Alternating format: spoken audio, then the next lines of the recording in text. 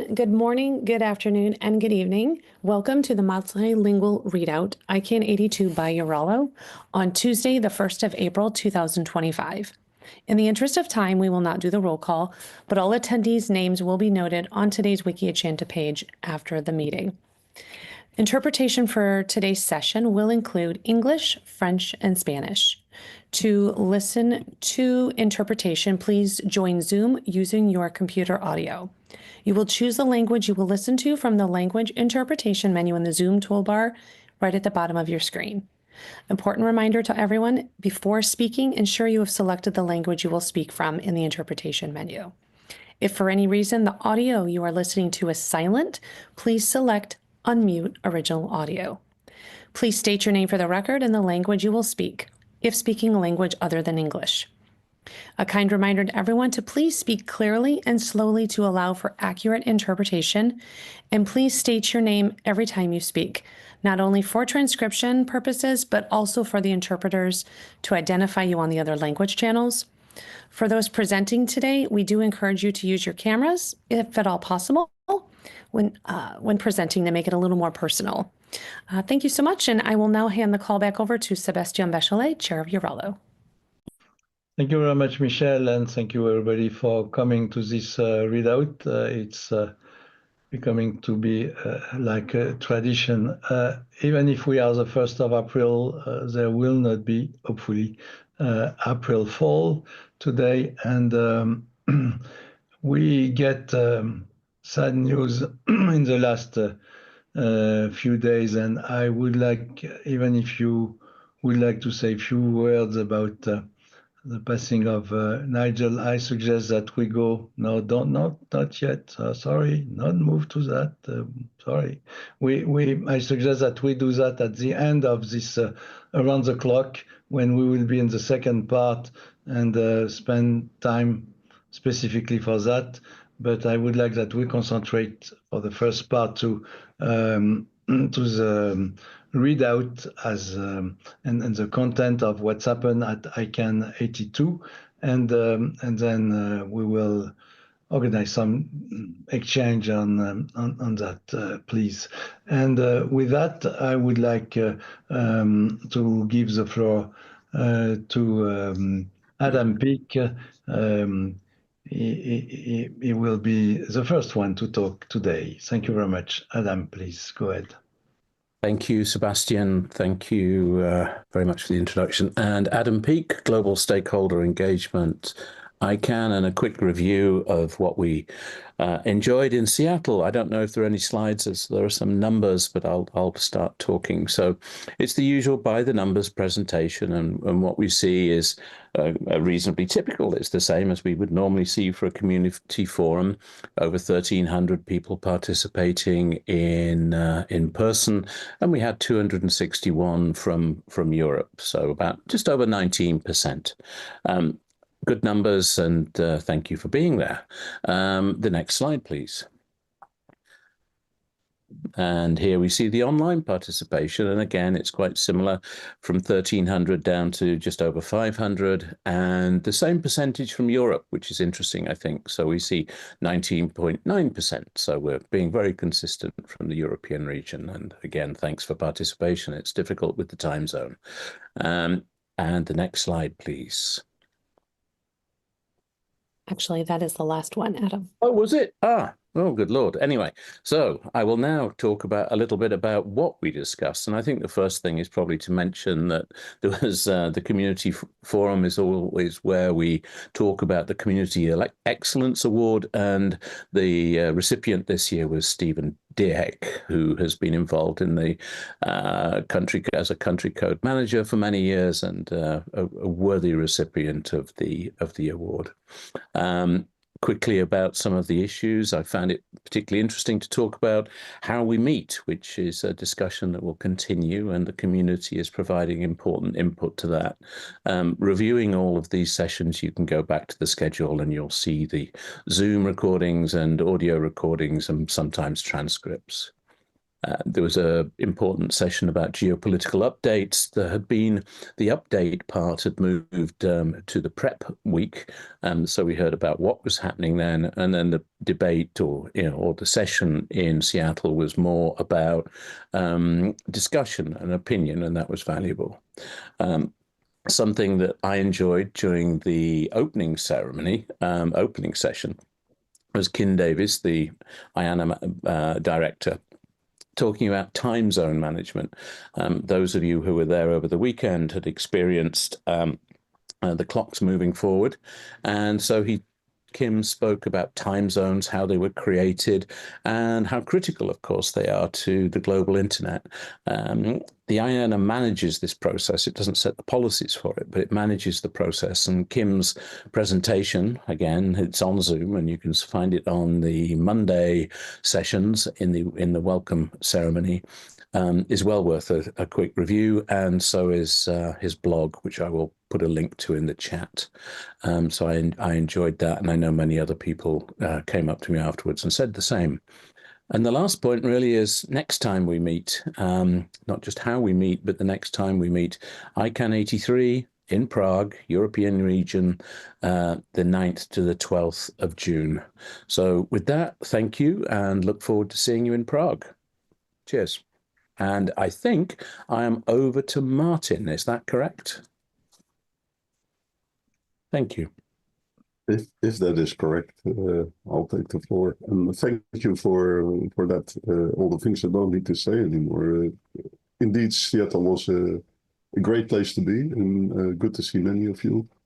And I think overall a fruitful week where we saw people coming together. Taking into account 180 seconds, these were 10 of them.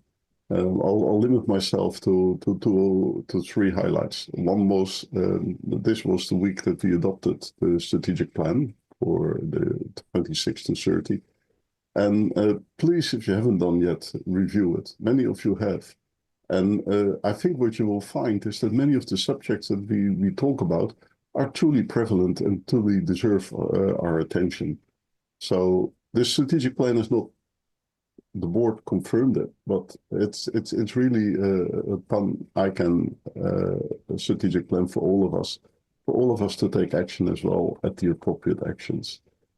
I think it set a good direction, and if we fulfill that mission, we'll be seen as still being useful to the world in 2030. The other thing was really thanking UASG and all the work that has been done on IDNs and universal acceptance over the years. 10 years of UASG has now led to a situation where I believe that the world knows about UA. I had the pleasure of being in the Armenian UA Day last Friday, where the whole region came together. And also there that was clearly felt like we're ready for the next step for making things happen, and we do value very much that UNESCO is also linking in with us, because it's not only about domain name, of course. It's about facilitating languages on the internet, and I think we do a work there. Also the strategic plan. Last but not least, many of the discussions we had were also about the holistic review, ITRT, and how to move forward in improving the system and how to deal with the situation where we currently are.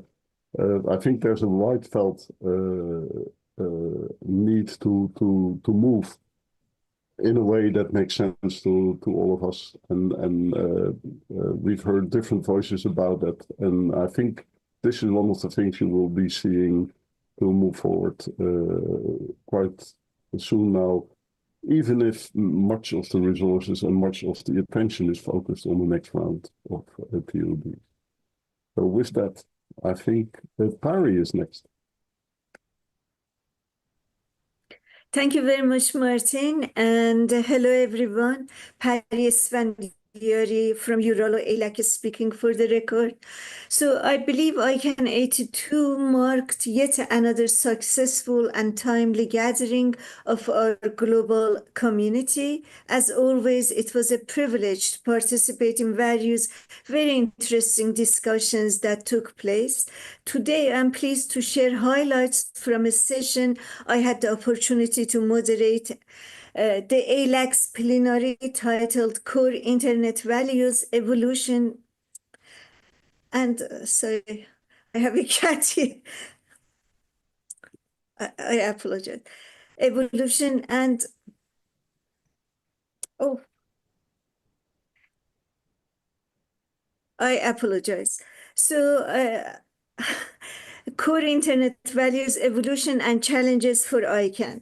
This session brought together a distinguished panel of global Internet leaders, including Windsurf Tripti, Pritam Marlowe from ITU, and Olivier Seprin-Leblond. The core values underpin the Internet success as an open and inclusive space, but today they are under growing pressure from national regulation, commercial consolidation, and emerging technologies. The focus was on what ICANN and the broader multi-stakeholder community must do to preserve them. The conversation emphasized that defending these values requires coordinated action across policy, technical, and civic domains. Windsurf reminded us that the Internet was never meant to be a political project, yet it has become deeply entangled in questions of sovereignty and power.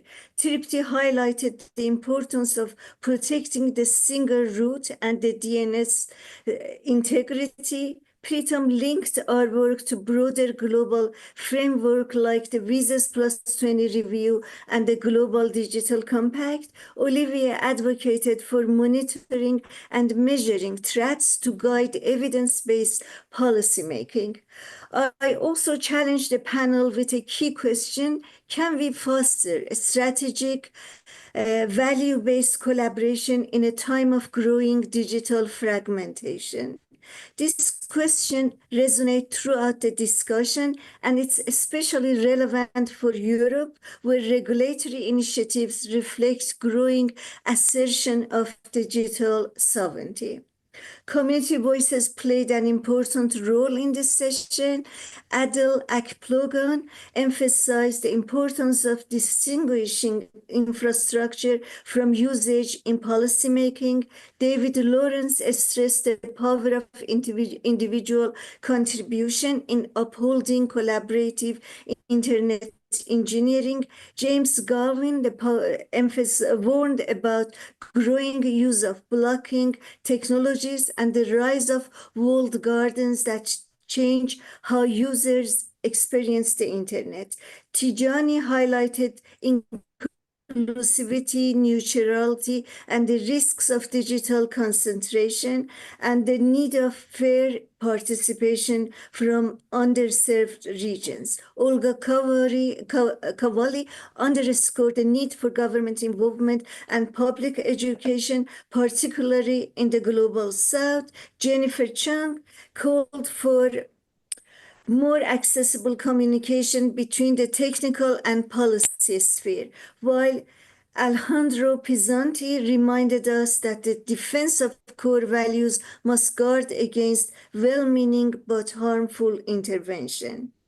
In conclusion, this session was not only timely, it was a necessary reminder that internet governance is no longer just a technical or institutional concern. It's a matter of democratic integrity, public trust, and digital agency as we look forward towards Visas Plus 20 and beyond.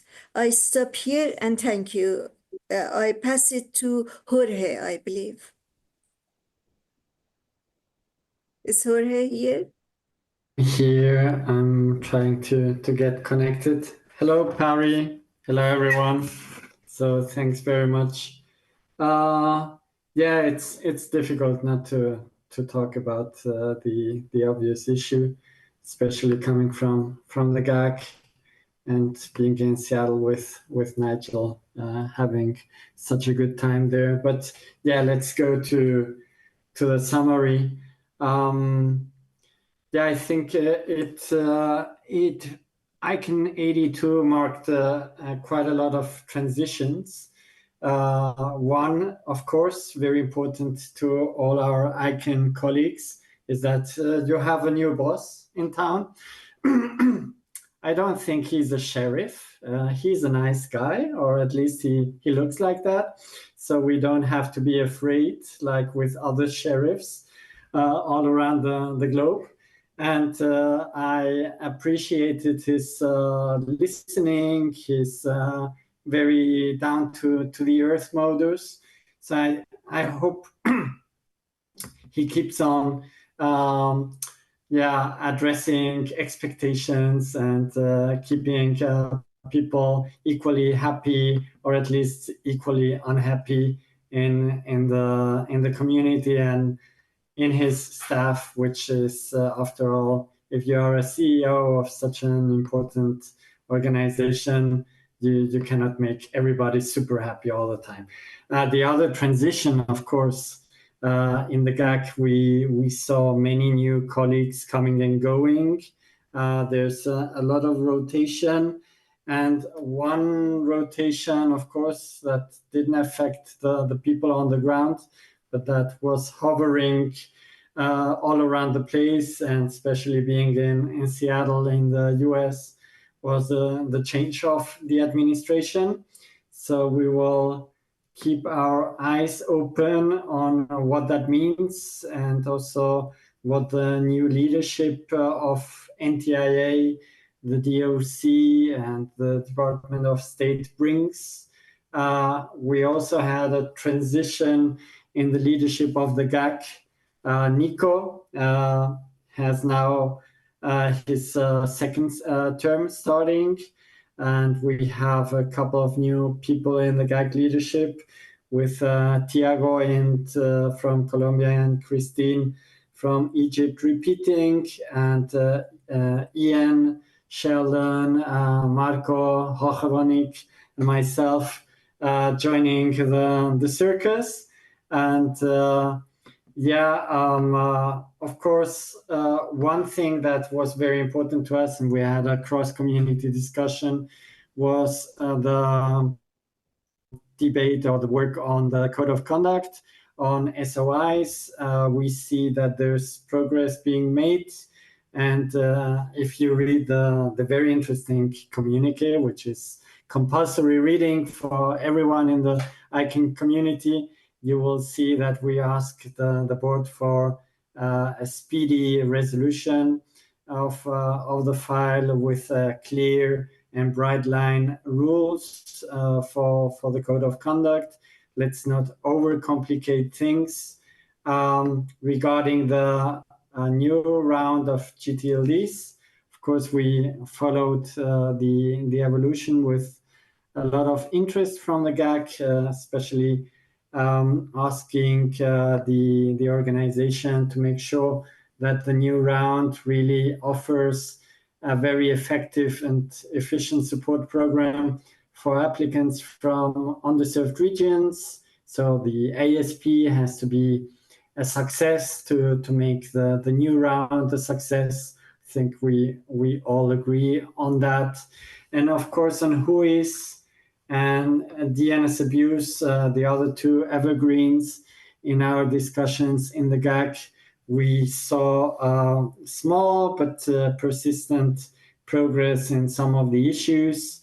I think the GNSO Council is starting to be more proactive on this. I've seen that they are trying to take steps in many of the issues that are of shared interest to us. And also on DNS abuse, especially, we saw some results from the contractual amendments last year, and also, of course, the discussion on the basis of the informal report, which, at least to all the experts who have really read it to the detail, they say it's a very good basis to take steps for further policy discussions. I leave it by that. Thanks very much. Thank you, Jorge. And now we go to Alena. Alena, please take the floor. Hello, everyone. My apologies for being late. I'll be very short for two reasons. First, as also Adam's numbers showed, the European delegation was not that large this year, so also was RIPE and CC delegation, so we had some engagement, but I have not that much to report. And secondly, because our dear colleague Hervé will be talking right after me. Hi, Hervé, and he will go into more detail of some of the points I'll be touching upon. So the colleagues who went to, and I wasn't among them, to Seattle, they really liked the meeting and they really wanted to congratulate ICANN staff for organizing such a great meeting in this time of transition, as Jorge also mentioned, the new director, changes in the country, but they enjoyed the organization very much and also appreciated that the meeting was located in a hotel. There's enough meeting rooms for everyone, so it's always made participation and engagement more comfortable. That was a meeting where, like, talking from the numbers point of view, that NRO met and discussed their items, and one of them was, of course, ICP2, and I will go into more details about ICP2 policy. Recently, before the meeting in Seattle, all RARs did public consultations, and we concluded one in our region, also published the report about that. It's very comprehensive and explains the whole input from the community. Also, ISOC met the ICANN Board to discuss on items. And also speaking about the board, like as ISOC appoints 2 seats to the board, 9 in the 10th, and 1 the 9th board seat, which is now held by Christian Kaufmann, will be ended its term in October this year. And so soon the ISOC will look into the procedure to start the new round of elections for that seat. So that's it from me. Thanks, everyone. I'll be listening to all your inputs. There's a lot of interest, as this time I wasn't at the meeting, so this also serves for me, like I gave a summary from my team, but also I can also bring something back from you all. Thanks a lot. And then Hervé, go ahead, please. Yeah. Thank you, Sébastien. Thank you, Alena. It's it's an honor, but it's challenging to speak just after you. And so you precise in an excellent way a lot of things. Of course, for the ISOC, it was not all the ISOC who met in Seattle, because all the council met before, during the APNIC meeting in Kuala Lumpur. The idea to meet in Kuala Lumpur during the APNIC 59 meeting and in February was to analyze the result from the regional questionnaire you spoke about, Alena, and the ICANN consultation about ICP2. So I recall that ICP2 was a document adopted in 2001 describing the criteria to recognize the regional internet registry. So the idea of our work for the ISOC is to update this criteria defined between 20 and 25 years ago, and to use this criteria to, I would say, audit the course of a regional internet registry, and if in an extreme case no solution is found, to de-recognize a regional internet registry. In Kuala Lumpur, we analyzed all the answers, and some of you from the ICANN community answered to the first consultation, and thank you for that. And it will be possible to write a new policy draft taking into account the answers. In Seattle, the vice chair of the ISOC and me were present, so Nick Nugent, Esteban, and me, Hervé. And we were able to present this new draft to the NROEC, so the group of the directors and CEOs of the regional internet registries. The draft was positively welcomed, and it was then decided to publish in this draft early April, so it will be soon. So normally in 1 week or 2 weeks, you will be able to read this new draft. And it was decided also to launch a new ICANN consultation on the new regional questionnaire from the 18th of April and during 2 months. So you will have the possibility to rework on this document.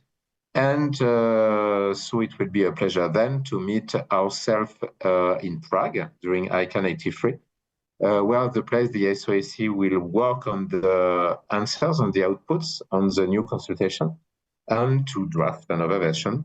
And hope we will be at a close point to the conclusion of such a document that could agree to with everybody. And as you said, Elena, also we had the opportunity to meet the ICANN Board of Directors and to present and Hans-Peter presented some elements about our work about the regions, and we were able to answer the question from the directors. And from that, I think I was pretty complete, and I will have the pleasure, I think, to give the floor to Olivier. Yeah, thank you very much, Hervé. Olivier Crépin-Leblond speaking, and I'm not used to be at that position. Usually I sum up a few points which were not made by my colleagues, but I'll focus on a few things which came out to me in the week, sort of that I kind of remember from the week. The at-large community, as you know, meets from the Saturday all the way to the Thursday, like we all do. We have a very, very long week. The first day, I guess, was really spent looking at the three main targets of what at-large does: the policy and operations, the engagement with the new at-large community engagement subcommittee, the ACEs, and thirdly, the improvements and the organizational matters, where we had a session discussing the continuous improvement program criteria. And I guess others might actually chime in on this as well. On the Sunday, one thing that came out was one session that stood out, I guess, was the joint ALAC and NCSG meeting. We hadn't had one of these for quite some time, so it was good for two communities to interact with each other and be able to work through some of the topics for discussion that we've had, including, of course, the next round and the applicant support program. We also had meetings with the SAC on the usual topics of the safer, the preventing phishing, safer internet campaign, informal report, various keystone topics that were discussed at the time. We also, on the Sunday, had EURALO that did a roundtable on DNS abuse and AI, which was an interesting angle, artificial intelligence for or against DNS abuse. Very interesting in that sense. On the Monday, of course, the ICANN Board met with the ALAC, and we had the evergreen issues, as we know. The pilot holistic review being one of them, the continuous improvement program, all of those organizational issues on this occasion were discussed. And we also had later on an open house for, I guess, a lot of newcomers that were in our community and that came to the meeting in Seattle with a fresh mind.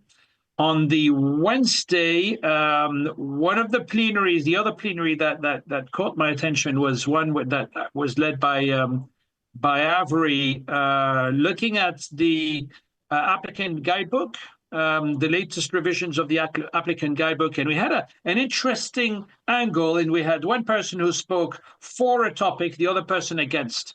So you had the pro and the no. The first one was about DNS abuse and the new GTRD round. Has ICANN done enough? So there was the one person who said, oh, absolutely. And the other one that went, oh, God, absolutely not. We also had one about the applicant support programming, in regards to the new GTLD round. And again, we had the pros and the cons on that. And I would really suggest you have a watch over that recording, because it was quite interesting what came out of it. There was also, immediately following that, an EURALO Afri-ICANN session. And this is one of the things we often speak about with regards to applicant support. Well, the Afri-ICANN community is looking at promoting African digital identity in the next GTLD round, addressing challenges and leveraging support mechanisms. So it's not just about applicant support, but it's about a lot more, including the notion of having African identity in there. I think that's all I'll touch on, because I'm sure there's others who are going to fill in some other parts, but altogether a very, very busy week indeed. Thank you, Olivier. Sébastien Bachollet speaking. And now, Irina, please. Thank you, Sébastien. Hope you can hear me well. And this is Irina Danelia speaking. I'm coming from the country code part of the ICANN community, and I want to mention just a couple of sessions during that event. So first of all, I'm a vice chair of CCNSO Strategic and Operating Planning Committee, which is tasked to deal on behalf of the country code managers with issues related to ICANN strategic planning and operating planning. And one of the repeating points we constantly mention in our submissions is the need for clear progress indicators and metrics which would help to judge how well ICANN doing in performing its both operating and strategic plans. So on our Sunday meeting, working meeting of the committee, we were joined by representatives of ICANN Planning, and we were really happy to hear that they kicked off the work on the project called Progress Management and Reporting Framework, which is expected to build progress indicators for the strategic plan, which will help to measure how well ICANN is moving to reach the strategic objectives, and also progress indicators for the operating plan, which are which will include which may result in a dashboard which will help community again to understand how well we are all doing in terms of fulfilling the plans. So though there is no concrete time frame announced, we still applaud this initiative and are looking forward very much on this to see the progress of this development. And the second session I want to mention is the meeting of CCNSO and GAC. And I just want to compliment my colleagues who did, in my view, a very good job experimenting with innovative format.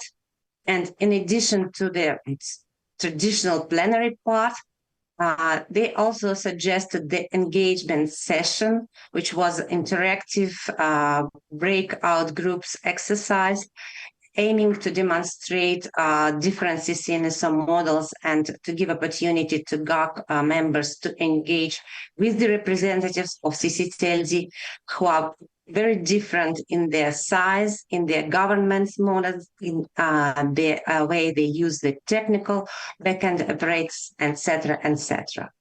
And with that, I think my 3 minutes are over. So I give the floor to Philippe Fourcade, I believe. Thank you. Thank you, Irina. This is Philippe Fourcade here from the ISBCP. I selected 3 topics that sort of stood out for me during that ICANN82 meeting. The first of which is the status of ICANN reviews, just picking up on what Martin said earlier. The second is the session that we had between the commercial stakeholder group and the contracted party house on DNS abuse. And the third one is following up from what Hervé just said, the exchange on ICP2.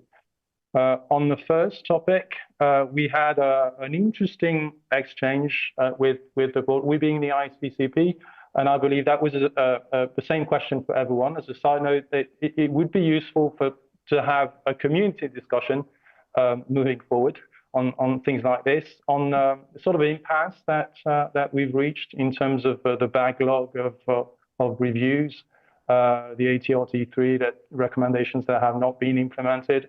Number 4, which is in the making, the continuous improvement program, the pilot holistic review, all of this piling up, and the concerns over how we could factor in, avoid overlaps, and optimize resources moving forward.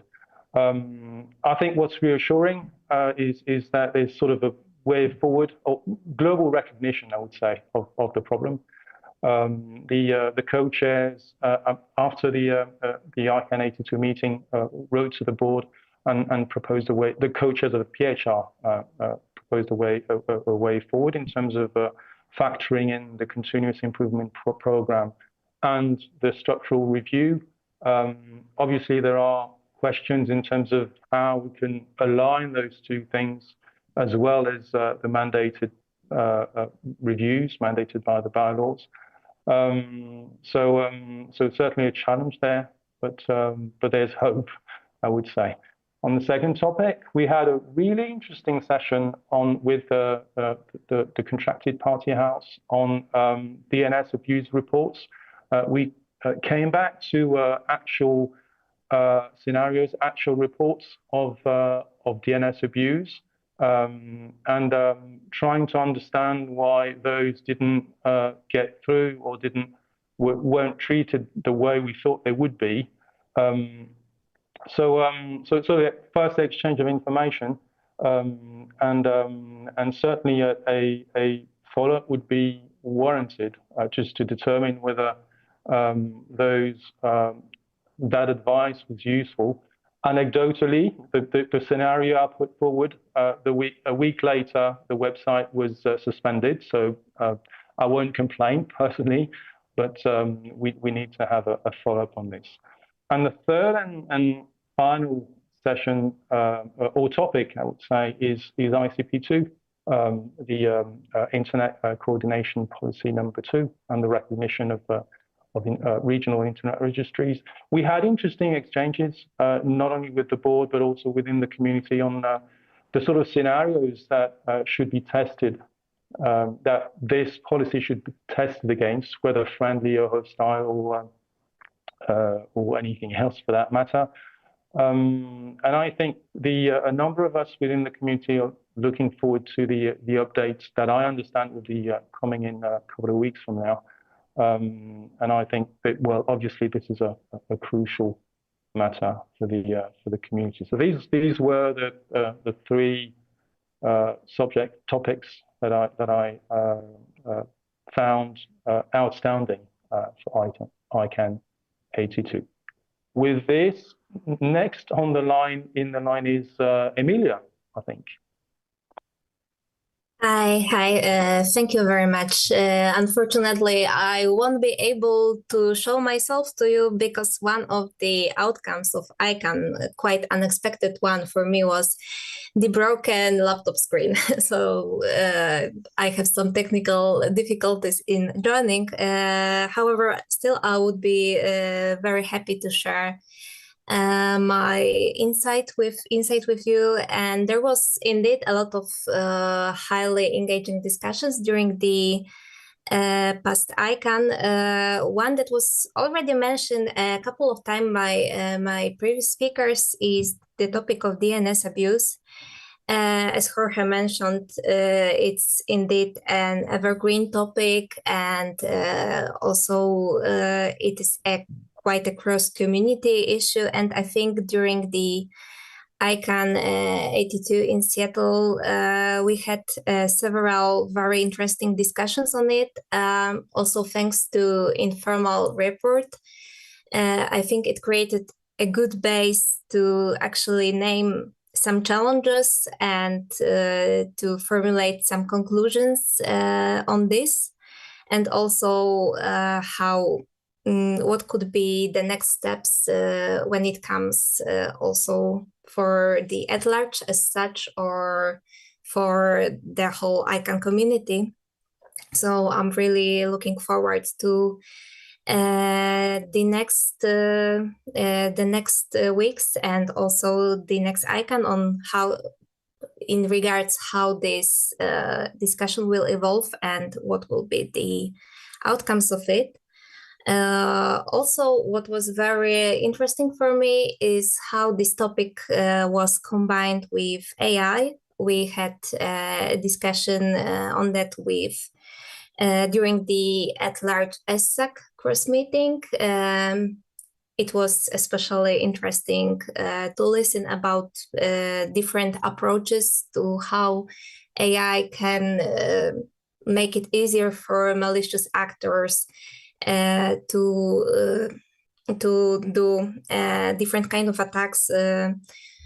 One of such cases is, for example, phishing, which is so much easier with the use of AI, especially the spear phishing, targeting the high personas in companies, or in creating so-called deepfakes.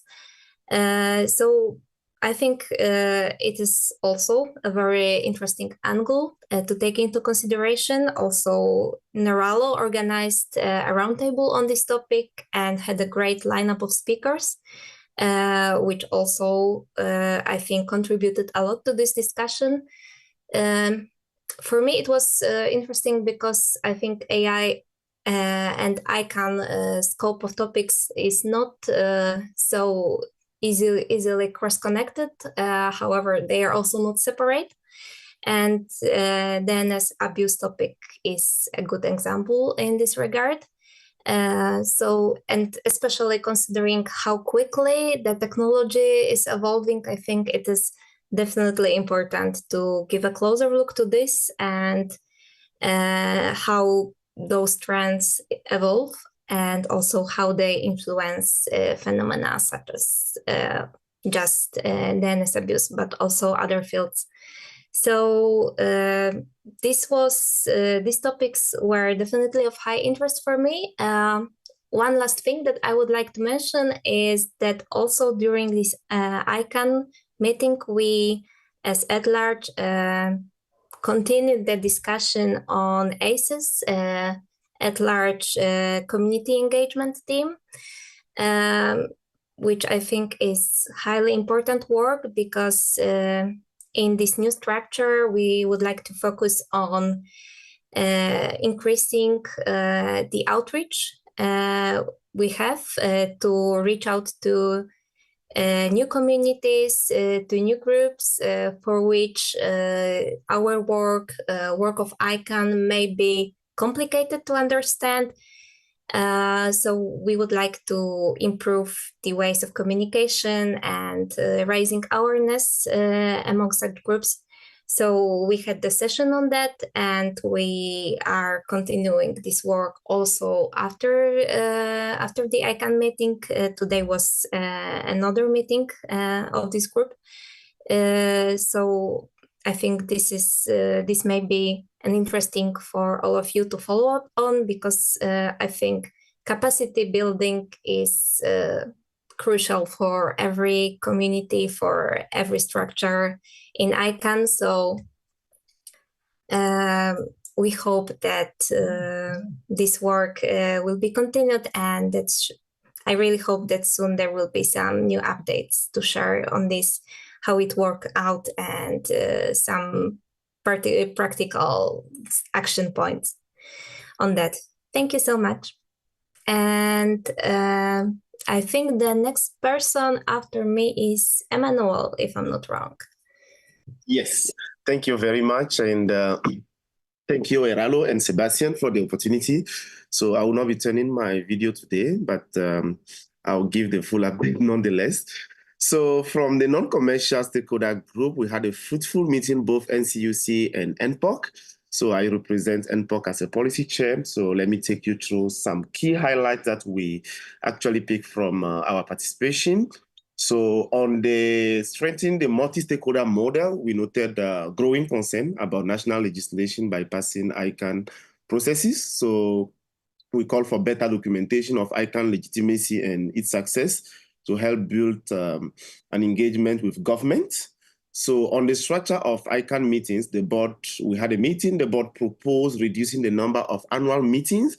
While we understand the need for efficiency, we strongly oppose any reform that may limit participation, especially proposal around participation fees, etc. And on the DNS abuse and human rights, we continue our collaboration with the contracted party house to develop non-binding DNS abuse mitigation guidelines. So the NCSG advocates strongly for integrating human rights impact assessment into abuse response processes. On the transfer policy review, policy development process, the final report was adopted.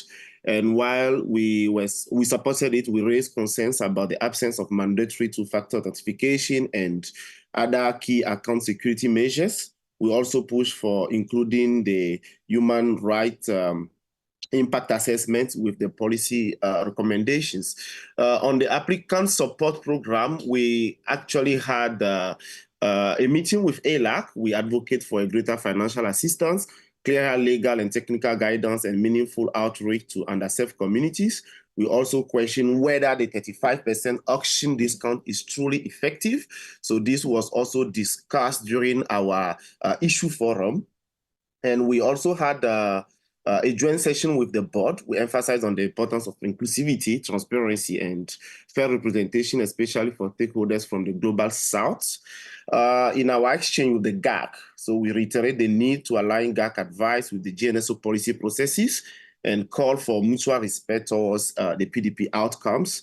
We also invite the GAC support in promoting human rights assessment and responsible DNS governance. On continuous improvement, we welcome the establishment of the new GNSO Standing Committee on Continuous Improvement. And we hope that the key step will keep our process transparent and adaptive. On the DNS abuse community updates, so NetBacon and the contracted party house presented new templates and guidance to help streamline abuse reporting and make more actionable for a registrar. And on participation and equity, civil society voices that we represent, once again, call for language accessibility, financial support, and continuation of hybrid participation model, all essential for meaningful engagement. And the last one, not the least, is the Latin script diacritics. So it's a new established working group. So we held our first meeting during the Seattle meeting, and the group aimed to address the script harmonization issues related to diacritic marks. So NPOC will be participating in the upcoming meetings together with NCUC on the working group to support inclusivity and linguistic diversity. So those were the points I actually noted from NPOC side. I will let my colleague from the NCSG, when time comes to speak more about some of the topics that I may miss. So I will now give the floor to Natalie. Thank you. Thank you, Emmanuel. This is Nati, and I would like to share with you something that first came to my mind as a key takeaway as I was thinking about it, because it was like a red thread that followed me throughout the week. So during the meeting in Seattle, across various levels, from working groups to informal conversations, I constantly heard themes of improvement, continuous improvement, transparency, and efficiency. However, what struck me is that while these goals are widely shared between all of us, we all tend to face a recurring obstacle. How can we assess whether something is improving or not enough if we don't have clear standards, benchmarks, or clean metrics in place? So taking this to my at-large level, for example, if we are implementing some steps that are aimed at increasing, for instance, the ALS engagement, My question and our questions may be, is it working well? What is being done? And more importantly, how do we all know if it's effective? And if it's not, how can we adapt this? Because we all often work in our voluntary capacities. We are doing our best. And to stay motivated, this is something we should really take into account. And based on this, my key takeaway, and that's also a current aim of mine, is the importance of making our processes, let's say, more metrics driven. As an outcome of this meeting, especially now when the roles of internet governance and internet governance bodies are being revised or even questioned whether through WSIS plus 20, the IGF mandate and others, and the broader global conversations, I believe it's essential that we as a community have a clear direction and processes, and to stay motivated and be proud of what we can all build together to ensure that our efforts are truly contributing and strengthening ICANN's mission and impact in these days. It would be my personal outcome. Thank you so much. And I apologize because I don't see it in front of me. So whoever is the kind person I will do it, Nati. going next. Thank you very much for your intervention, Nati. Great. Sébastien Bachollet speaking. And I give the floor to Nick from the UK CCTLD. Merci. Thank you, Sébastien, and welcome everybody, and nice to see everybody. Thank you for the opportunity to speak again. I think other people have already stated how great the Seattle meeting was, so I completely agree with that. From the CCNSO's perspective, I just wanted to talk about the three things that we usually cover, and thank you to Irina for covering some of the work on the ICANN finance and strategy work, which is a very important part of what we do in terms of scrutiny. So we cover three things. So we cover policy, we cover some sort of best practice sharing and information sharing and capacity, and we also have some internal administration of the CCNSO. So in terms of the policy, we have had a number of meetings now with Kim Davies and the IANA team around the policy gaps in relation to the root zone administration and the CCTLDs within the root zone. This was prompted initially by the .lb situation, the Lebanese CCTLD, which was sort of orphaned, if I can call it that way. The manager gave it back to ICANN and didn't want to manage it. So there was a caretaker role for the IANA staff, which has not been happened before. There was no policy to this. So it was kind of made up on the spur of the moment to ensure continuity of operations. So we've been talking to the IANA staff about that. So there's an ongoing process of policy gap analysis, and we have settled on a couple of priority items together with the IANA.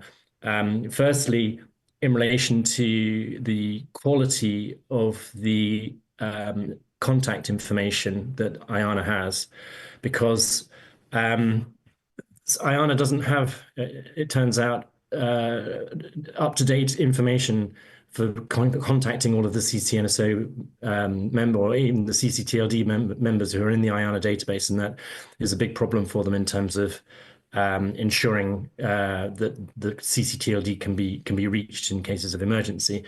And from the CCTLD's perspective, the sort of disaster recovery was an area that we'd like to explore a bit more with the IANA staff. And this is all about, you know, the fundamental purposes why we're here, the stability and security of the infrastructure for the communities that we serve.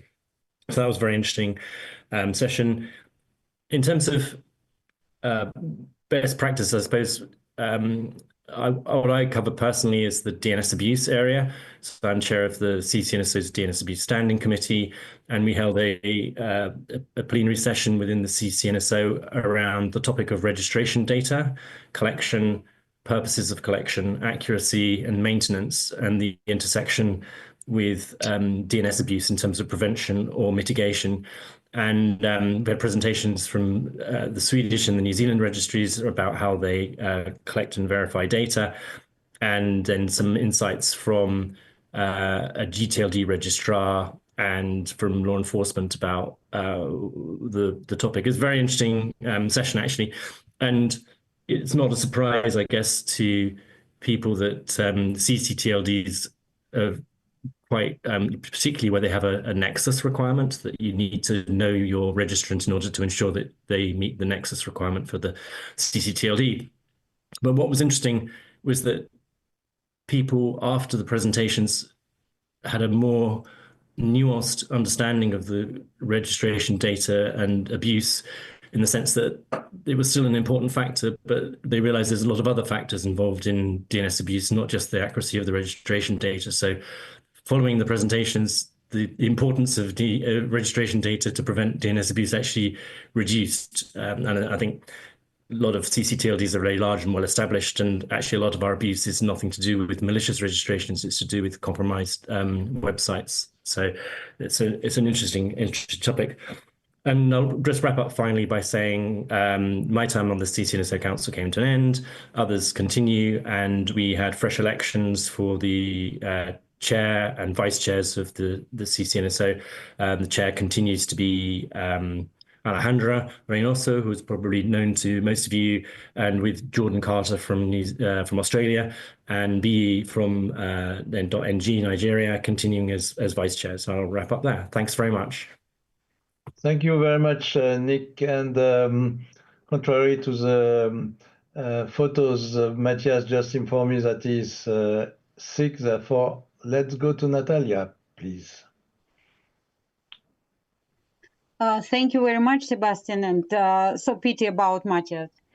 I would divide my short speech for 3 parts, and the first one will be about a big compliment to our community. So as you remember, I think so, a few years ago, community and outsiders said that we are a little bit slow with our work, and we are not responding quickly to technological challenges and what's happening around. And now I want to make, again, compliments to us. The raised topics and discussion are timely, and we are answering the current challenges and questions, and maybe we move forward fastly than this question rising up. And if we look at the schedule of ICANN meeting and topics of session cross meetings, we will see that we are doing our job very great because we are keeping the topics about not only new round of GTLD, we're talking about DNS abuse and AI, integration of Web3 domains, and how this DNS ecosystem will work with them. We are talking about the essence of what's happening in internet governance, and in legislation field depends on external waves of geopolitics and politics situation, etc. So we are caring about now implementation, as my colleagues already told, of CIP results and not duplicate processes of review. So well done. We may look how we improved ourselves. The second part of my speech will dedicate to our mission.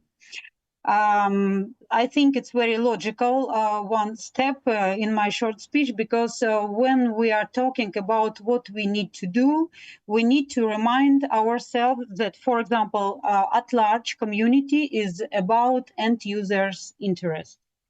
And probably, maybe, I don't know, I would love to see at-large community a little bit louder and not silent inside of topics like closure of some domains, for example, .su question, or exclusion from the client list of custom companies from this country on this country, you know, despite the fact some domains might be sponsored, and new owner of the domain may decide this, you know, these topics and this part of clients may be outside of this service. Or we may talk about how comfortable applicants from different countries may feel during the next round of GTLD. I'm talking now about countries under sanction, and we know that is a set of countries. And I think it's our work. It's what about we should care like at large community and not, you know, implement only our general statements and not general statements related internet governance at all, because it is a point inside of ICANN framework. It's a point for work for us. And I think we should care about purpose of the community fulfilled. And the third part of my speech is about how we meet.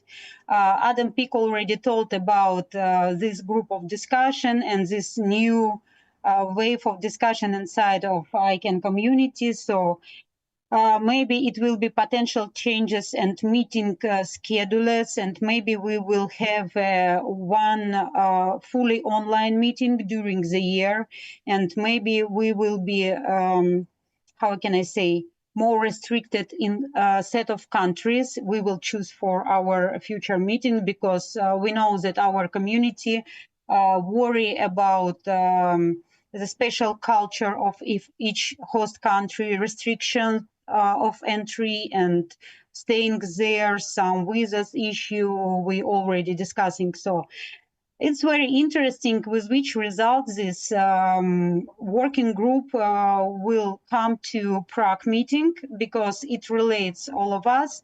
I attended last ICANN meeting online, and we understand that for each meeting, some part of the community having troubles. Because for me, it was mostly during the late evening and night, and I didn't attend and missed a lot of sessions and a lot of discussion. And thank you so much again to ICANN.org for all tools we have for having recordings and being online so comfortable. Thanks so much for these readout speakers, because I know now a lot, because I'm still, you know, listening recordings. And great, we have different readouts inside of our community, and with very nice speakers. So I hope we will be in almost equal, you know, equal situation online and offline when we are attending. So thanks so much for this discussion today. I'm giving the floor to you, Pierre Banis.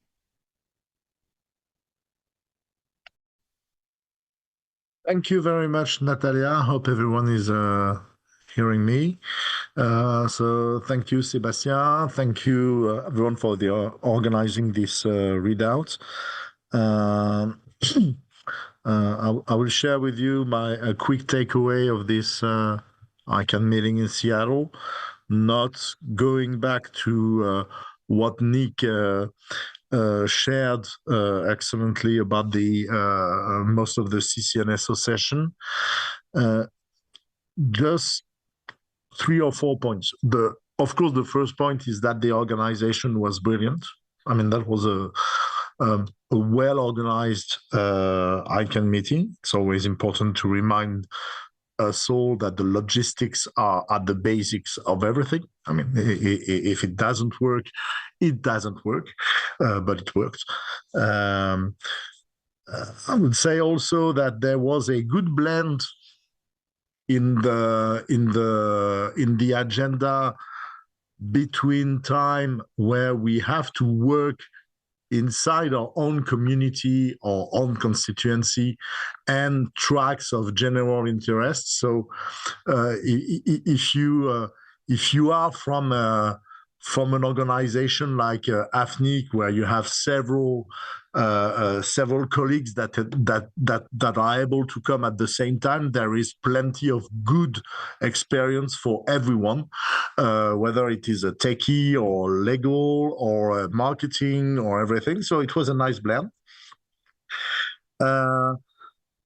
I want to share a very important information also with those of you who are not part of the CCNSO.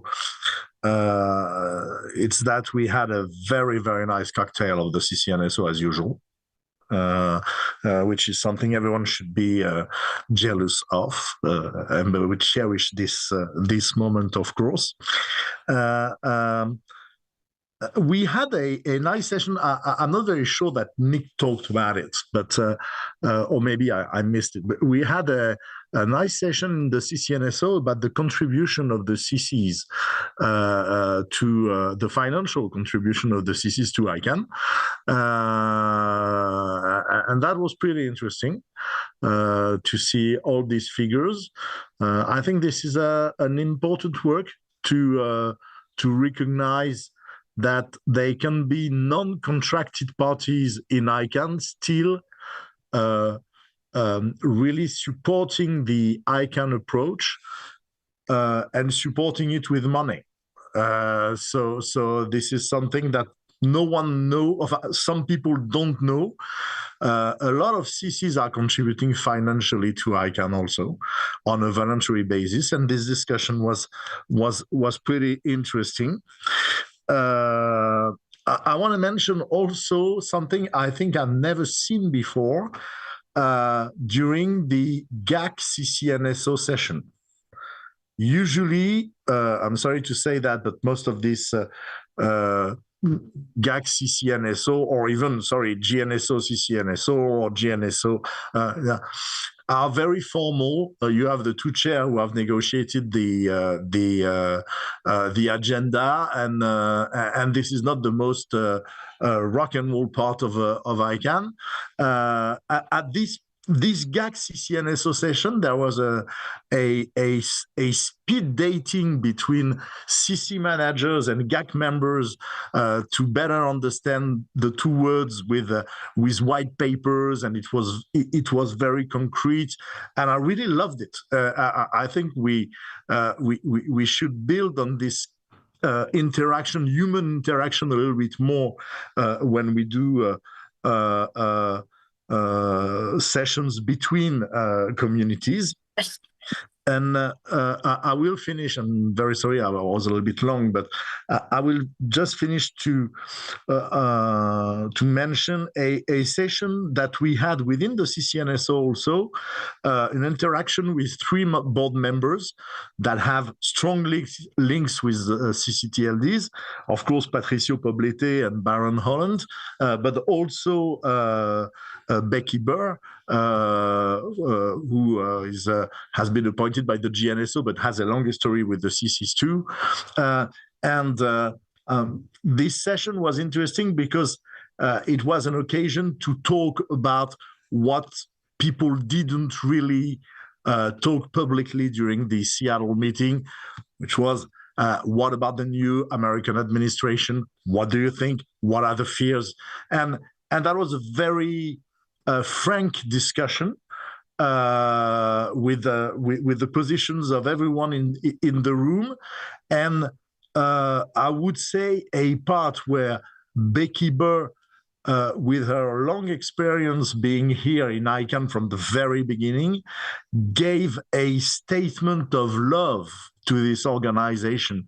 That was almost something, a kind of testimony of the work on One Life, and that was very impressive. And it gave me at least, and I will finish with that, the idea that there are a lot of people within the ICANN community that dedicated almost all of our career for this organization to work. And in the midst of uncertainty that we are living in, these people, and there are a number of these people in this room tonight, are the pillars that we must work on to make sure that we remain independent and we remain in a position where we can take decision without order for that or that government. And I think that was a very strong message that she shared. And thank you very much. And with that, I will give the floor to Sébastien Ducos. Hello, everybody. Good evening. So I wanted to talk a bit from the point of view of the registry stakeholder groups. I often drift a bit in different caps there, but tonight we'll focus about them. And I wanted to focus also about the new work that is being launched within the GNSO that is very much connects with what we do. Jorge spoke about it on top of the hour with regards to the work on accuracy, to the work on DNS abuse, and etc. And I just wanted to relay the fact that the CPH in general, and the registries in particular, haven't stopped working on those topics for the last few years. That indeed the DNS abuse small team within the GNSO had a pause whilst we were finishing the amendments that we've talked about many times over the last 2 years and looking at the results. But in the meantime, the CPH's own DNS abuse group went in a series of interviews with different parts of the community to gauge people's positions and points of view on this in order to sort of get a better understanding of where things are going. I wanted to salute also, it's not directly the CPH or the registries, but attached to it, all the work that's been done by the NetBeacon Institute that is very present. The work that we've done also in collaboration, for example, with the NCSG and all the work they put together to help us work through human rights impact assessment in dealing with DNS abuse and all those problems. Eye-opening work for a lot of us. And then all this, obviously, the GNSO has announced that the intent to regather the small team on DNS abuse. The team is actually the call for interest has been issued. The team is pretty much up and ready, and we will start very soon. On accuracy, also work that we will participate in, but again, the GNSO is reconvening work there. We haven't quite started, but it will start soon, and the registries are very keen to participate. I heard somebody mentioning Latin script. Maybe Emmanuel, it was you. The work on diacritics in Latin scripts, that's obviously something also we're participating in, as it affects the RTLDs, and with strong interest, particularly from me, as I was early on somebody or at least 2 or 3 years ago, maybe not early on, I think Quebec was beat me by about 10 years on it, but interested in this work. I wanted to also remind everybody that there's work ongoing in topics like the PPSI that is being revived or shelved constantly back and forth. I think everybody agrees that work needs to be done there. I don't know that everybody agrees on where we're at with it and if we need to restart from scratch or pick up from where it was left. I see comments there in the chat. I didn't say it. And RDRS, which I happily lead, but it was also something that the CPH is very active in, which should have a final report, at least on the pilot, in the next 2 months, ahead of ICANN83 in Prague. But also sub-pro, for those that have been playing the game, you would have received in the last 2 days a flurry of new meetings now that we're hitting the last run, picking up public comments and etc. And etc. etc. So I think I'll leave it there, and I'll leave it to my good friend Bruna, who is following. Thank you, Seb, and hi everyone. Thanks a lot for the invitation as well. I'll try not to be too repetitive with some of the inputs brought by Emmanuel, but as he highlighted, NCSG had a super productive meeting as well, with meetings with the board, meetings with the NCPH, the CPH as well.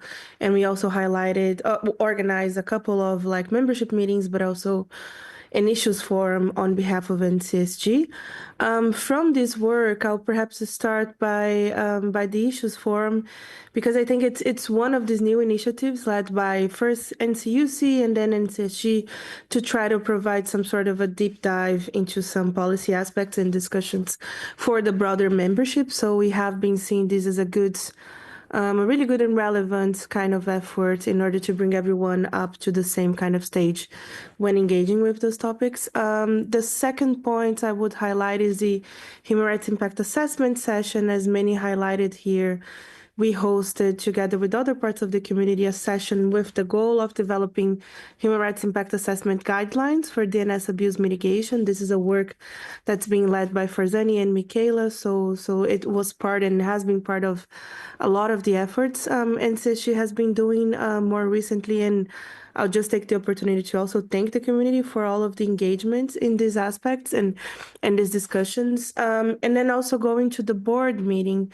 we took also the opportunity to highlighting and asking some further questions about many topics, but from that I will maybe touch upon the WIS's post-20 engagement and some of the goals, right, that we want to hear from ICANN.org and some of the next steps in terms of making sure that governments, member states, they do understand what's at stake at ICANN, and they do value and cherish the multi-stakeholder model as it's supposed to be, as a collaborative and kind of a hands-on exercise for everyone. It's by no means trying to compete with multilateral or spaces or government missions and so on. Last but not least, I'll just highlight some of the council work. NCSG has been engaging on some discussions there, and the first that I would bring up is the transfer policy debate. So the transfer policy was approved by council, and we we asked the broader group to work with the chair of the working group and also make sure that we added a human rights checklist to these efforts, which will be the first kind of attempt of like making sure that a PDP or an outcome similar to a PDP will look forward to not just filling in the gaps and trying to address the gaps in human rights impact assessment, but also making sure that this is part of the discussion for future efforts. And also the RDRS Stand Committee. We'll go through the recommendations to evaluate accountability and transparency of the system, but also to try to uphold privacy and rights of registrants within this discussion. And I guess it's safe to say that NCSG will also be engaging in other debates, such as the small group on DNS abuse that the council has just approved the idea of coming back, and the whole goal for us as well there is to continue the work that has been performed by Michaela and Farzani and ground future and upcoming discussions on DNS abuse on human rights impacts assessment, and also promote safeguards for due process, transparency, and proportionality in DNS abuse mitigation discussions. I think that's a little bit of what we discussed. Also important to say we engaged with ALAC, as many mentioned, with the GAC, and this was a very, let's say, exhausting meeting for us all, but we're ready and looking forward to Prague and really open for any further discussions you community members want to do with NCSG in any of the topics that I brought up. So I'll stop here and I'll pass the floor to Roberto. Hi. Thank you, Bruna. I have attended the meeting as a mentor for Next Gen, so I have spent all my time with the mentors, with the Next Gen. What the Next Gen do is basically three things. First, they have meetings with the different constituency stakeholder groups, advisory committees, and so on. Then they do some presentations on a topic of their choice within the ICANN remit that they have agreed with the mentor. And then as a third and last part, they optionally attend the sessions that are of their particular interest in order to deepen their knowledge on different topics. So the first part, as I said, was to meet all the different groups. And that was particularly interesting for me because also to notice how different stakeholder groups and constituencies introduce themselves and present themselves vis-à-vis the newcomer. I think that if I have a general comment, I think that we should pay very much attention to the fact that Next Gen are people that are at their first experience in an ICANN meeting. They don't have a clue of what is the complicated organization of ICANN and the different interactions, except for what they have done in terms of the learning in the ICANN Learn material. But that's their first practical experience. So it's not a good idea to flood them with acronyms and things. It also was interesting to see how the Next Gen had sometimes very interesting questions to the different groups. That means that they were really engaging themselves and really willing to learn more. About the presentations, who was at the meeting heard me at the public forum. I was complaining by the fact that very few people from the community were attending the presentations. It's a pity because there were some very interesting things with fresh material and fresh ideas. Well, I think those presentations are available, are recorded, and so I invite all those who have not attended to at least look at the presentations. And then there followed some specific sessions that were in their interest. I noticed that there was a lot of interest generally in security, DNS security, DNS abuse, and some general internet governance matters that are sort of borderline between ICANN and IGF.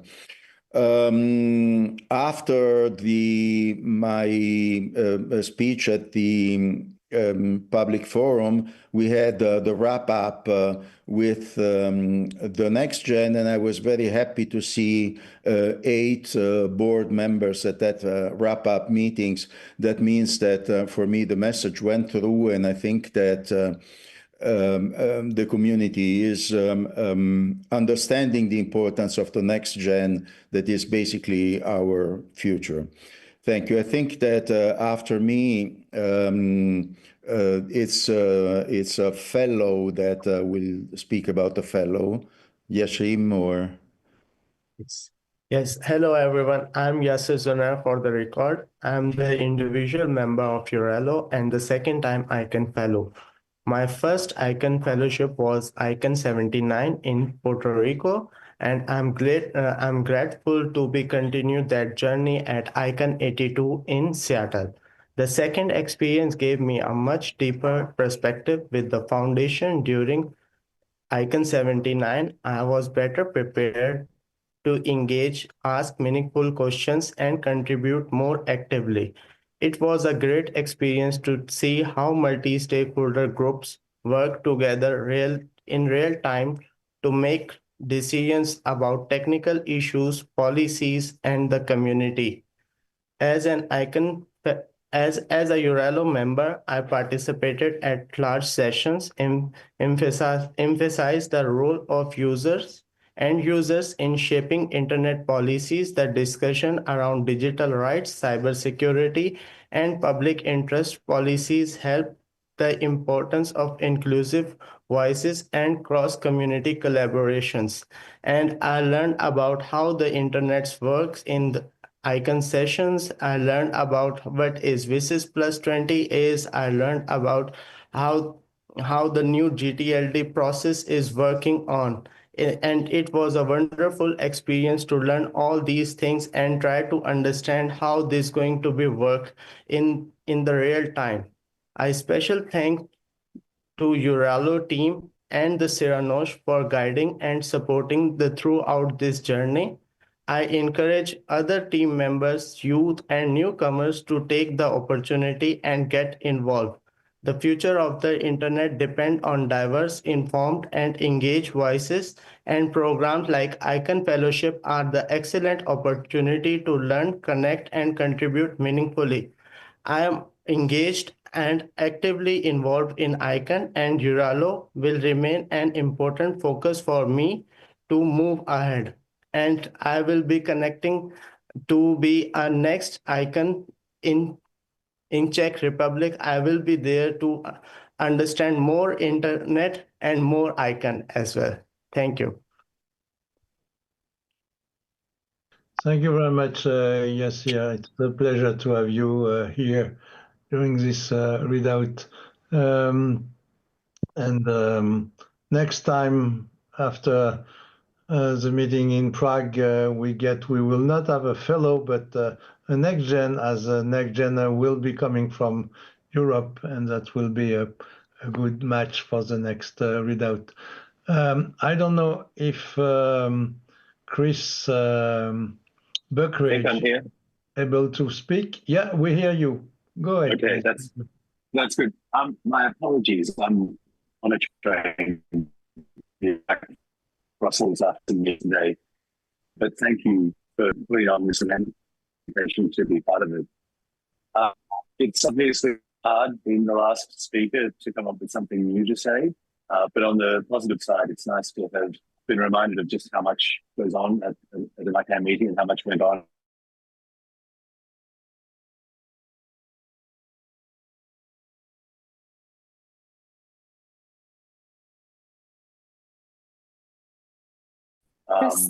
A sense of transition. Chris, may I ask you, Chris, sorry, may I ask you that you cut your image because it will be better to listen to you. Thank you. Is this better? I'll try anyway. Stop me if it's no good. I really just wanted to highlight, I think, some of the discussions around the holistic review, the continuous improvement, the ATRT 3 and 4 were really important to have. And I think it was really good to see those progressing, not to a sort of solid conclusion yet. I think there are still more discussions to have, but I think we did some really good work in starting to draw out the different perspectives. On another point, I think the discussions around how we meet are really important. And it was great to sort of hear the input from the community on that. There are clearly some very strong feelings. There's clearly a lot to unpack and consider in all of the different options before us. But I think that was a really good, an opportunity really well used there. And finally, just to echo Roberto, I think how we integrate the next gen and the fellows and the newcomers to the meeting into the community and into the meeting program is really an important discussion to have. And I think we had some really good discussions about it in Seattle, and hopefully that will build into something as we head to Prague and beyond. So I'll stop there. Thank you very much again, and apologies for the bad connection. Thank you, Chris. It's always a pleasure to have you in our readout, and I hope that next time you will not be in a train, but able to participate more with us. But thank you. Now we end up this round around the clock speeches, and I would like really to thank every one of you who participate. I guess for all the participants, it gives a good overview of what's happened during the ICANN 82. I am sure that there are other things that could be discussed, but that's already a good view of all that. I changed the agenda of the meeting just a few hours ago, and I would like to suggest that we go to I don't know how we will organize that, but let's go to the next slide, please. And I would like to give the floor first to Adam Peake, and not to take people by surprise, I would like then to invite Olivier Crépin-Leblanc, who is, amongst other things, chair of the ISOC UK chapter, and then to Nick, as is also from UK. I guess Jorge from the GAC will be willing to say a few words. We will not go around everybody and all the participants, but I was thinking that as it's our first event at EURALO, it will be a good testimony to our good friend Nigel Hickson. May I give you the floor, Adam, please? Thank you. And yes, it's a pleasure to be able to try and honor Nigel. I've done a couple of these, and I tend to at some point break down. So allow me to continue. You can take over. I'll wave a panicking hand. As I think we all know, Nigel passed away yesterday morning, Monday morning, early in the morning.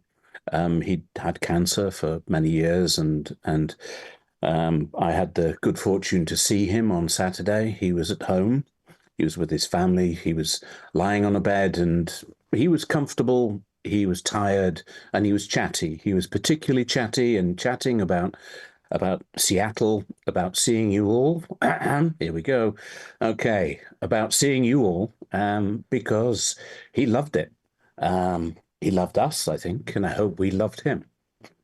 He was a colleague and a friend, and going to miss him. He helped establish ICANN's office in Brussels.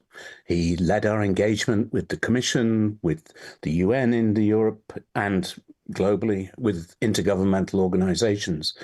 And he was also a community member. He loved working with the fellows and the next gen. He was passionate in the IGF about inclusivity, about the future and the opportunity of the internet. And I should probably stop there. Thank you, Adam. And we understand completely. And thank you for giving us your feedback. May I give the floor to Olivier Crépin-Leblanc, please? Yeah, thanks very much, Sébastien. Olivier speaking, and this is the difficulty with Nigel is that he, I've known him for many years, and I did relay the terrible news to a number of mailing lists around because nobody was aware, and the amount of messages that came through to his colleagues at the DZIT in the in the UK government, not US yet, UK government, is just overwhelming. Huge number of messages from people around the world. This is a chap who talked the talk and walked the walk.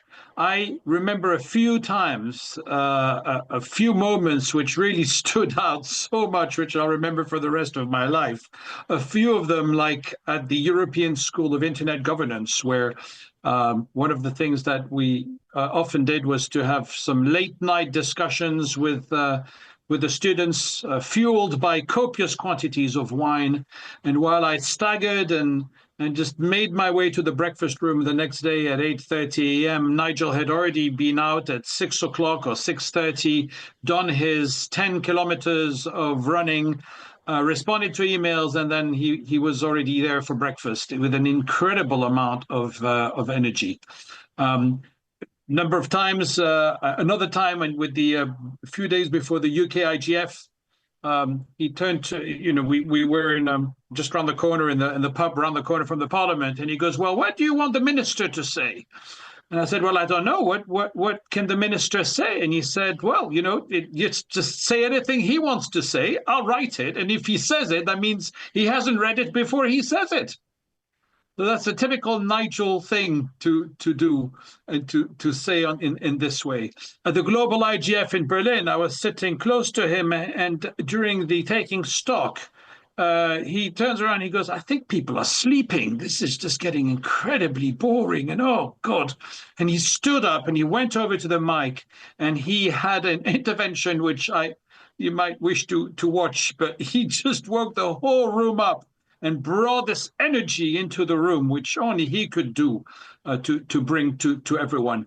When I was co-chair of the cross-community working group on internet governance, the amount of work that Nigel did with Tarek Kamal at the time, Tarek also missing, and the amount of work they did behind the scenes to get ICANN to have such a strong voice in the issues of internet governance, and when things were looking as though they were falling apart, he was masterminding these and working on these. His trademark saying, and I'm sure you'll all remember it, is when he went to the mic, he sometimes started with, "I suppose I might get fired if I say this, but," and then he'll say it. And on another occasion, I was particularly depressed about the outcome of something, and I was speaking with him, and I said, why do we do this, Nigel? Why do we put ourselves through all this hassle and all this work and everything? And he goes, "Well, I suppose we're doing it for Queen and glory." And I had to remind him I'm French, and we chopped the head off our king a while ago. And he goes, "Well, then all you have is glory. That's all you have." So there you go. I should just say Nigel is a legend, and that's it. Thanks.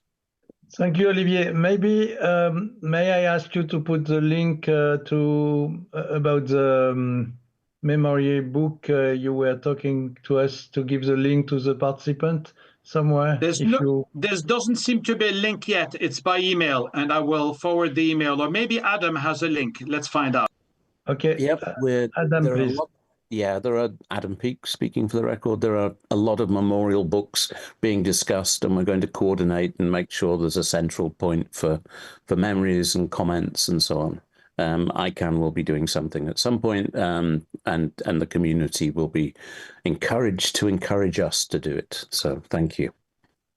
Yeah, thank you very much, Adam. And I wanted just to read you before giving the floor to Nick that the chair of the board saying the mail announcing the news. We will honor his memory at our upcoming meeting, ICANN 83 in Prague. Be ready for that. Thank you. And Nick, please, your turn if you wish. Thank you, Sébastien. And it's terribly sad news. On a very personal note, my father was a senior civil servant in government, and in many ways, this sort of old style of civil service, British civil servant, is something of the past. And I think, Nigel's, as you've heard, very plain spoken, honest, from the heart approach actually was incredibly effective and constructive, and I think we're all going to miss his trademark hats and to be chatting in a corner of a room with a glass of wine. I have so many memories of his sort of idiosyncrasies, including him asking me the directions to a room which he had arranged a meeting for us to go into, and was in completely the wrong place. But he kind of didn't matter, because he was, despite that sort of appearance of not quite being on top of things. He's actually very sharp and very effective in a way that is very instructive for those of us who've come into the community at a later point in time. Very kind person. I think that's the main thing I would like to emphasize. He's not a mean bone in his body, and I think we're all very sorry about the news. Very untimely departure, far too young, and yeah, there'll be plenty more said. But you know, from the UK, certainly from the registry point of view, from the UK, he's been an incredibly helpful, not always, you know, sometimes critical, but in a very constructive way. And we really appreciated over the years having that sort of official to guide us and to advise us. And I think that's a real loss, actually. And we will talk more on this in the future, but it's a proper role model for younger generations of public administrators. So I think I'll leave it there. Just some very sad news, and we look forward to celebrating it and commemorating it properly. Thank you very much, Nick. Jorge, do you want to say a few words, please? Sure. Thank you, Sébastien. Yeah, just to share with you, as the GAC list is not public, that there is really an outburst of messages there of people from China to Russia to South America to North America to Africa to Europe, of course, to Oceania, to all parts of the world, sharing their memories with Nigel, their recent and their distant memories, because he had been around for quite some time. So I guess Nigel was really part of our family, a very important member of the family, a role model to, I don't think only to the younger ones, only also for older people like myself. I think many times we had the thought, okay, what would Nigel do? Or what is Nigel thinking about this or that? Or how can we exchange? Or what can we do together? And this was just a couple of weeks ago. So it's really, really extremely sad, and we feel very much with all our UK friends, but in general with the whole ICANN and IG and ITU family, because it's happening in many different places in parallel, that we see this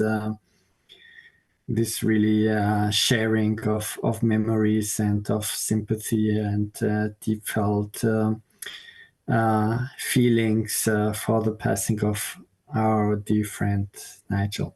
Thank you. Thank you very much, Jorge. I will not go one by one, but if there are people who want to take this opportunity to say a few words, no obligation. There will be other opportunities, but if you wish, we can have some time, additional some time on that. Yeah, Pierre, please go ahead. Thank you very much, Sébastien. Very quickly, of course, that's a very, very sad news, and the fact that it was in a way expected, it is not making it less sad. I just wanted to share two things that to me are strong about Nigel. The first thing is just that there was almost no cocktail at the organized on the first day of ICANN where I didn't end talking with him, and I think we were almost the one of the two who always have a hat on our head, and it was very easy to recognize each other in the room. He always had his hat at the on his head at the end of the day. The thing that strikes me with Nigel, which I knew since the negotiation of the WSIS, is that it looks frail and sometimes looks like he's not in the good place, a little bit lost. But the way sometimes he spoke was almost Churchillian, you know, with his frail attitude and his strong voice. I've seen and heard speeches by Nigel that were really enthusiastic, moving people, a kind of maybe old school politician speech, but you know, there were a few people who were able to give some strength and some energy to discussion that may, as Olivier said, sometimes be a little bit boring, and I will remember him for that. Put spice, intelligence, and energy in discussions that sometimes were boring. He was bringing life to us. So I will remember him for that. Thank you. Thank you very much, Pierre. Before giving the floor to Andrea, I would like to ask our colleague from the ICANN board, Martin, please take the floor. Thank you for the invite, Sébastien. Some moments in life you will remember. That's the moment that we heard Nigel has gone. As Pierre said, we all knew he was at some point leaving us, and yet it still comes with a shock. We heard this in Brussels, where a couple of ICANN people were together, and Right NCC for that matter, people who knew him. We looked for each other, and we sat together, we talked about it. It's a man not easy to forget. He will not be forgotten. His enthusiasm is amazing. Soon after I heard, we informed the board. The board was also very shocked, reflective, and so forth, because this man has brought so much. It's an energy that we will need to keep in mind when we meet next time together. Adam, thanks for sharing and for being able to see him in his house. It really helps to know that he knew he was appreciated to the very end, and that he was probably going out with a smile, even though he will miss us and we will miss him. So thank you for the opportunity, and please know this is a feeling shared widely. At the end of the two-day meeting we had in Brussels, organized by the European Commission and the Polish presidency, there was a standstill as well, and the whole conference listened and remembered him.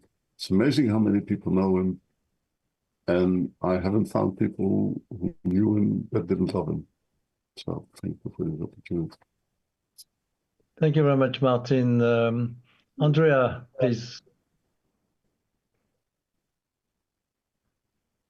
Hello, Sébastien. Hello, everyone. Thank you for giving me this opportunity. It's really a shock, and even as many of you said, he was fighting, a very severe condition, and but he was able to continue and carry on and keep up the spirit, and that's something so remarkable. If you sometimes, even if we have an headache, we just can just change our mood and turn up, very unpleasant. With Nigel was never the case. He was always upbeat. He was always constructive. He was always looking on the bright side. And I had the luck of working with him, of being hired by him in ICANN. And I was always so inspired by this attitude.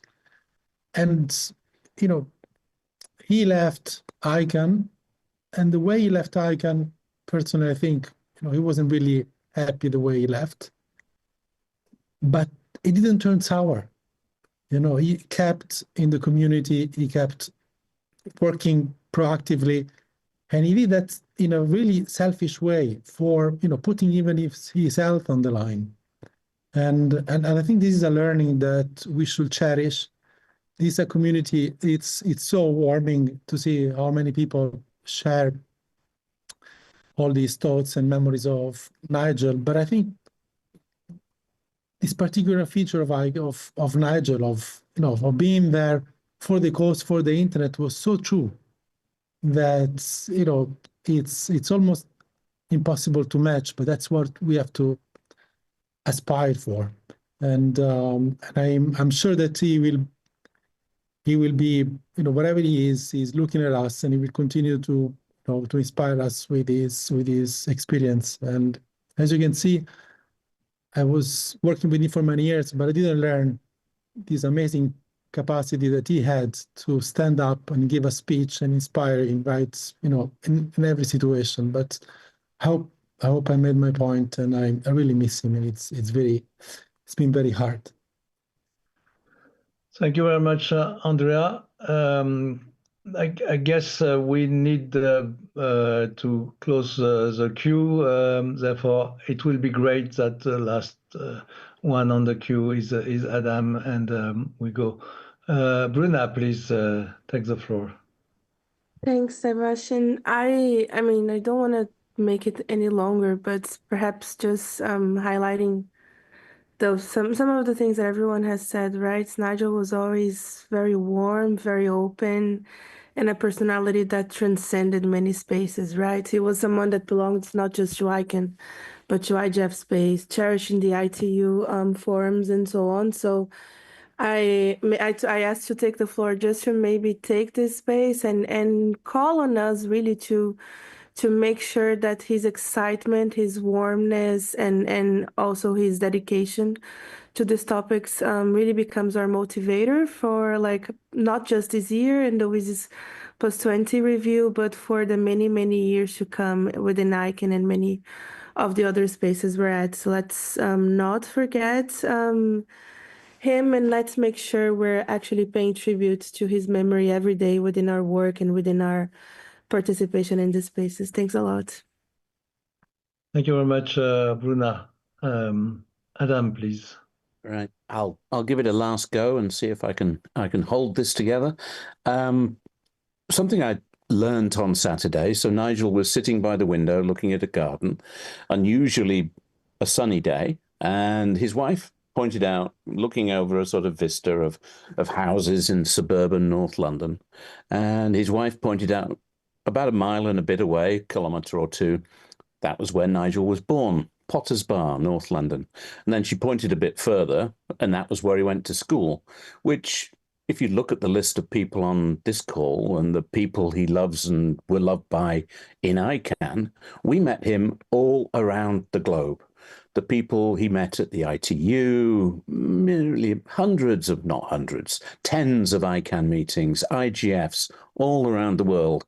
And yet he came home to the place almost where he was born, where he went to school, where he had a wonderful family and a beautiful garden, a very grounded man. I was trying to think of a word to think of him, and it's just grounded. He's, I don't know, stable and admirable and a good man. So thank you, Bruno. We should remember him, and we will, and act like him. So do good things and help people. I guess that's about it. Thank you. Thank you very much, Adam, and thank you all who spoke and all who write in the chat. We will have other opportunity. I just wanted to take this opportunity because we are meeting at, let's say, a European gathering with people from all around the world, but I wanted to take this opportunity to give a tribute to Nigel. I will not add to all what the good work you said, but I am totally supporting them, and I think it's really great. I will, if we can go to the first slide, please, just to give next time, hopefully with no bad news like that, please, we suggest to meet for the next readout after ICANN 83 in Prague. The 1st of July 2025, 5 p.m. to 7 p.m. UTC. Please save the date for that. And there are plenty of meetings going on where we will be talking about, not just in Prague, but I guess at the Global AGF and at the EuroDig and some other meetings will go on with us or without us. ITU, I guess there will be plenty of opportunity or possibility to cherish his memory. Let's try to be good as he was, and the world will be better. Thank you very much once again, all, for your participation. I hope that it was a good opportunity to exchange about ICANN 82 and about Nigel. And take care of yourself. We need all of you. And talk to you soon online or in meeting you in some place around this world. Once again, thank you. Have a good evening, good day for the people from the other side of the world. Thank you for coming to this readout. Bye-bye, all. Thank you so much.